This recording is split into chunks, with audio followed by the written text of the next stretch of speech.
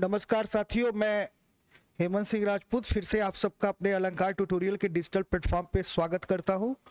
दोस्तों, पिछले दो लेक्चर में हम लोगों ने आर्थिक नियोजन से संबंधित चीजों को क्या किया था, डिस्कस किया था।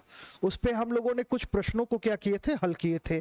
तो आज के वीडियो में जो लोग नए हैं वो पहले के दो वीडियो को अवश्य देख लेंगे। ठीक, तो चलिए आगे हम लोग इस प्रश्नों की श्रृंखला को क्या करते हैं, हल करना आरंभ करते हैं। ठीक, चलिए तो पहला प्रश्न हम आपसे पूछ रहे हैं, यह है आपका पहला प्रश्न कि निम्नलिखित में से किस पंचवर्षीय योजना में आर्थिक समृद्धि की जो दर है वो क्या किया गया था, अपने लक्ष्य से दोगुना रखा गया था। ठीक, प्रश्न संख्या 72 को देखते हैं। क्या कह रहा है कि निम्नलिखित में से किस पंचवर्षीय योजना में आर्थिक समृद्धि दर अपने लक्ष्य से क्या रखा गया था, दुगुना रखा गया था। तो बेटा ये है आपका 8वीं पंचवर्षीय योजना। 8वीं पंचवर्षीय योजना में इसका जो लक्ष्य रखा गया था, तो जो भी लक्ष्य निर्धारित किया गया था उस लक्ष्य से दोगुना क्या किया गया था, रखा गया था। 73वें प्रश्न की तरफ चलते हैं। वह पंचवर्षीय योजना जिसकी 4 सरकारों ने अपने अपने तरीके से क्या किया था, प्रारूप तैयार किया था।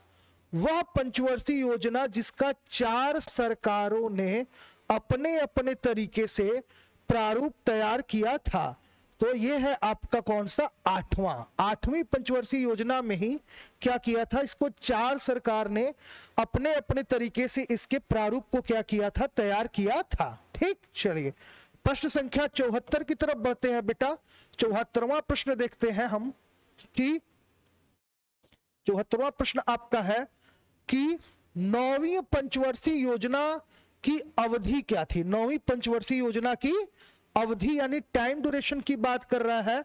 तो 1 अप्रैल 1997 से लेके 31 मार्च 2002 तक ये आपके 9वीं पंचवर्षीय योजना की अवधि थी। ठीक, अब 75वें प्रश्न की तरफ चलते हैं। 75वां प्रश्न क्या करें, 9वीं पंचवर्षीय योजना में प्राथमिकता दी गई थी। 9वीं पंचवर्षीय योजना में किसको प्राथमिकता दी गई थी, तो यातायात विकास नहीं, बिल्कुल भी नहीं। अगर दूसरे ऑप्शन की बात करें औद्योगिक विकास, तो ये भी नहीं। तीसरा ग्रामीण विकास, ये भी नहीं। तो हमारा ये वाला ऑप्शन यानी न्यायपूर्ण वितरण एवं समानता के साथ विकास, ऑप्शन नंबर ए हमारा 75वें प्रश्न का क्या है, सही उत्तर है। ठीक, चलिए आगे चलते हैं और 76वें प्रश्न को देखते हैं। 76 प्रश्न संख्या 76 को देखते हैं। 9वीं पंचवर्षीय योजना के प्राथमिकता के क्षेत्र थे। 9वीं पंचवर्षीय योजना के प्राथमिकता के क्षेत्र थे। क्या क्या है, पहला है पर्याप्त उत्पादक एवं रोजगार पैदा करना, बिल्कुल सही। मूल्यों में स्थायित्व रखते हुए आर्थिक विकास की गति को तीव्र करना, यह भी सही है, यानी ये दोनों सही है 9वीं पंचवर्षीय योजना के अंतर्गत। न्यायपूर्ण वितरण एवं समानता के साथ विकास, ये भी सही है, यानी हमारा ऑप्शन नंबर डी क्या हो जाएगा, राइट हो जाएगा, क्योंकि इन सभी चीजों को क्या किया गया था, 9वीं पंचवर्षीय योजना के अंतर्गत प्राथमिकता दी गई थी। चलिए अब बात करते हैं हम लोग 77 क्वेश्चन नंबर का। 10वीं पंचवर्षीय योजना की अवधि क्या थी। 10वीं पंचवर्षीय योजना की अवधि 2002 से 2007 क्या है, 2002 से 2007 हमारे 10वीं पंचवर्षीय योजना की क्या थी, अवधि थी। ठीक, अब चलते हैं हम लोग 78। 10वीं पंचवर्षीय योजना 2002 से 2007 के दौरान किस वर्ष भारत में आर्थिक वृद्धि दर सबसे कम रहा। तो आपका ये 2000 से 2003 वाला जो समय है, इस समय जो आर्थिक दर था वो क्या था, कम था। ठीक, चलिए आगे चलते हैं और आगे प्रश्न को देखते हैं। क्या कह रहा है, 10वीं पंचवर्षीय योजना 2002-2007 के दौरान किस वर्ष भारत में आर्थिक वृद्धि दर सबसे अधिक रही। तो सबसे कम हमने बताया, अब हम सबसे अधिक की बात करते हैं। तो आपका क्या है, 2006 से 2007। 2006 से 2007 का जो ईयर था, जो समय था, जो वित्त वर्ष था, उस वर्ष आपका सबसे अधिक आर्थिक वृद्धि दर क्या हुआ था, रिकॉर्ड रखा गया था। 11वीं पंचवर्षीय योजना की अवधि के लिए निम्न में से कौन सा सही है। 11वीं पंचवर्षीय योजना की अगर हम बात करें तो आपको पता है 1/4/2007 से 31/3/2012 तक, इसी समय तक आपका क्या है 11वीं पंचवर्षीय योजना चला था। अब तक कुल 12 पंचवर्षीय योजनाएं चलाई जा चुकी हैं। ठीक, 12 के बाद अगर हम 14 में बात करें 2014, तो यहीं पे क्या हुआ था, एक नए आयोग यानी आपके नीति आयोग का क्या कर दिया गया था, गठन कर दिया गया था, और नीति आयोग तब से क्या करने लगा, काम करने लगा। 81वें प्रश्न की तरफ चलते हैं। निम्नलिखित में से कौन सी पंचवर्षीय योजना सही नहीं है?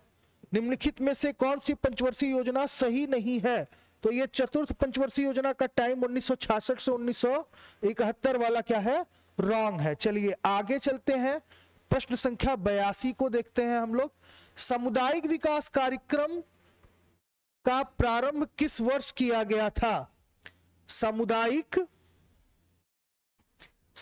विकास कार्यक्रम का प्रारंभ किस वर्ष किया गया था? सभी लोग बताइए। ठीक, सामुदायिक विकास कार्यक्रम का प्रारंभ किस वर्ष किया गया? तो सामुदायिक विकास कार्यक्रम संबंधित है 1992 से। किससे? 1992 से, यानी हमारा सही उत्तर क्या हो जाएगा, option number B, second option हमारा क्या होगा, सही होगा। चलिए 83वें प्रश्न की बात करते हैं। 83, आत्मनिर्भरता किसका मुख्य उद्देश्य था? कौन सी ऐसी पंचवर्षीय योजना थी जिसका आत्मनिर्भरता प्रमुख उद्देश्य था? तो यह था आपका सातवीं पंचवर्षीय योजना में आत्मनिर्भरता की बात की गई थी। किस पंचवर्षीय योजना में भारत की कृषि वृद्धि दर सर्वाधिक रही? किस पंचवर्षीय योजना में भारत का क्या है, कृषि वृद्धि दर सर्वाधिक थी? तो चौथी पंचवर्षीय योजना की अगर हम बात करें तो इस समय जो वृद्धि दर था वो क्या था, सर्वाधिक रिकॉर्ड किया गया था। चलिए आगे चलते हैं और 50वें प्रश्न को देखते हैं। क्या कह रहा है, 11वीं पंचवर्षीय योजना की अवधि में रोजगार कितने नए अवसर सृजित करने का लक्ष्य निर्धारित किया गया? 11वीं पंचवर्षीय योजना की अवधि में रोजगार के कितने नए अवसर सृजित करने का लक्ष्य निर्धारित किया गया था? 4 करोड़, ऑप्शन है 5 करोड़ और 7 करोड़। तो 11वीं पंचवर्षीय योजना में जो रखा गया था बेटा वो है आपका 7 करोड़। क्या है आपका? 7 करोड़ है। तो ऑप्शन नंबर सी आपका क्या हो जाएगा, राइट आंसर हो जाएगा। चलिए बात करते हैं अब अंतिम प्रश्न के बारे में। यह है आपका यहां क्या है कि 11वीं पंचवर्षीय योजना में निरूपित समावेशित विकास निम्नलिखित में से किस एक को सम्मिलित नहीं करता है? तो आपका लिंग असमानता में कमी लाना, इसको क्या करता है, सम्मिलित नहीं करता है। तो ये नहीं, एक मिनट रुक जाइए, प्रश्न एक बार फिर से देख लेते हैं। 11वीं पंचवर्षीय योजना में निरूपित समावेशी विकास निम्नलिखित में से किस एक को सम्मिलित नहीं करता? तो ये आपका ऑप्शन नंबर सी हो जाएगा, पूंजी बाजार एवं सशक्तिकरण। इस दोनों को आप, चलिए हम इसको फिर से क्लियर कर देते हैं। ऑप्शन नंबर सी आपका राइट होगा। ये डी हमने नहीं देखा था, इसलिए नहीं करता, तो पूंजी बाजार का सशक्तिकरण करना। ठीक, चलिए आगे चलते हैं और अगले प्रश्न को देखते हैं। प्रश्न संख्या 87 को देखते हैं। क्या कह रहा है, भारत की पंचवर्षीय योजना के संदर्भ में औद्योगिकरण के ढांचे में परिवर्तन के अंतर्गत भारी उद्योगों का महत्व कम करते हुए आधिकारिक संरचनाओं पर बल देने की शुरुआत किस योजना से की गई? चौथी पंचवर्षीय योजना, 8वीं पंचवर्षीय योजना, 6ठी पंचवर्षीय योजना और 10वीं पंचवर्षीय योजना। भारी उद्योग की बात की जा रही है, तो आपका कौन सा हो जाएगा, 6ठी पंचवर्षीय योजना। कौन सा? 6ठी पंचवर्षीय योजना हो जाएगा। ठीक, 28वें प्रश्न की तरफ चलते हैं। निम्नलिखित योजनाओं में से भारत में उच्चतम वृद्धि दर किस योजना में रखा गया? उच्चतम वृद्धि दर की बात की जा रही है, कौन सा है? 88वां प्रश्न। तो अभी हम लोग बात कर रहे थे 11वीं पंचवर्षीय योजना में क्या किया गया था, अधिक रखा गया था। ठीक, चलिए आगे चलते हैं। 89, क्वेश्चन नंबर 89 को देखते हैं। क्वेश्चन नंबर 89 क्या है, अर्थव्यवस्था के विकास के लिए केंद्रीकृत नियोजन सर्वप्रथम कहां अपनाया गया? पूर्व सोवियत संघ, चीन, पोलैंड और भारत।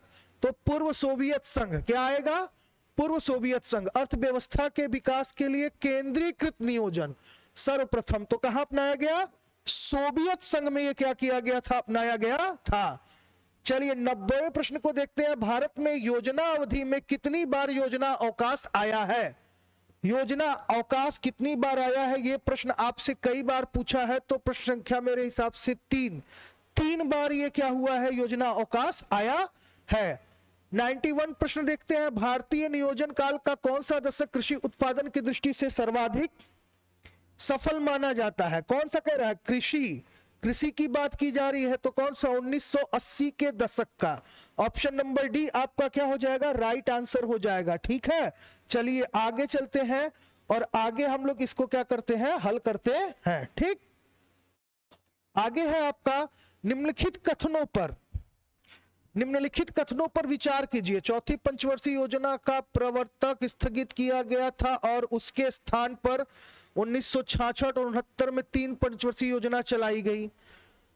इसके बाद है आपका कि 5वीं पंचवर्षीय योजना 1 वर्ष पूर्व ही समाप्त कर दी गई थी।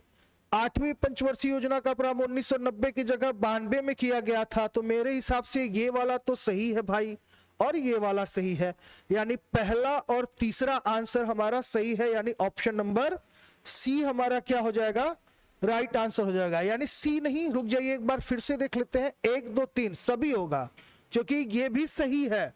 5वीं पंचवर्षीय योजना 1 वर्ष पूर्व ही समाप्त कर दी गई थी, ये भी सही है।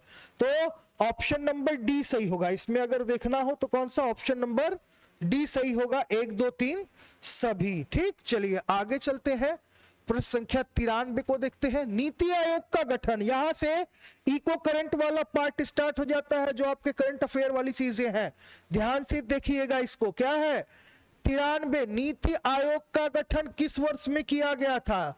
गठन की बात की जा रही है, तो गठन है आपका कब, 2014 में इसकी घोषणा हुई और 2015 में इसका क्या किया गया, गठन किया गया। ठीक, चलिए भारत में नियोजन आयोग का गठन हुआ। भारत में योजना आयोग का गठन कब किया गया? योजना आयोग का गठन किया गया था आपका मार्च 1950 में। ठीक, योजना आयोग के स्थान पर नया नीति आयोग जनवरी 2015 से अस्तित्व आया।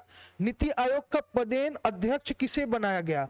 तो प्रधानमंत्री। जैसे कि योजना आयोग का अध्यक्ष प्रधानमंत्री को बनाया गया था, उसी तरह से नीति आयोग का भी जो अध्यक्ष है वो किसको बनाया जाता था, बनाया गया, प्रावधान किया गया प्रधानमंत्री को। ठीक, चलिए 96 प्रश्न को देखते हैं। आपके प्रश्न संख्या 96 को क्या है, निम्नलिखित में से किसने नवगठित नीति आयोग का प्रथम उपाध्यक्ष बनाया गया? प्रथम उपाध्यक्ष की बात की जा रही है, तो अरविंद पनगड़िया को क्या किया गया था, उपाध्यक्ष बनाया गया था। 97 प्रश्न, नीति आयोग का प्रथम मुख्य कार्यकारी अधिकारी सीईओ किसे बनाया गया? सीईओ बनाया गया था आपका सिंधु श्री खुल्लर को। किसको? सिंधु श्री खुल्लर को क्या किया गया था, नीति आयोग का प्रथम मुख्य कार्यकारी अधिकारी यानी सीईओ बनाया गया था। आगे प्रश्न की तरफ चलते हैं। प्रश्न संख्या 98 यानी 98 प्रश्न संख्या हम लोग देखते हैं। अगला प्रश्न क्या है हमारा कि नीति आयोग के उपाध्यक्ष को भारत सरकार के सरकारी वरीयता क्रम में महत्व का दर्जा दिया गया है। तो भारत सरकार के कैबिनेट मंत्री के समान दर्जा दिया गया है, या सुप्रीम कोर्ट के जज के समान दिया गया है, संसदीय समिति के अध्यक्ष के समान दिया गया है, या भारत सरकार के सचिव के समान दिया गया है? तो आपका ऑप्शन नंबर 1 भारत सरकार के कैबिनेट मंत्री के समान इस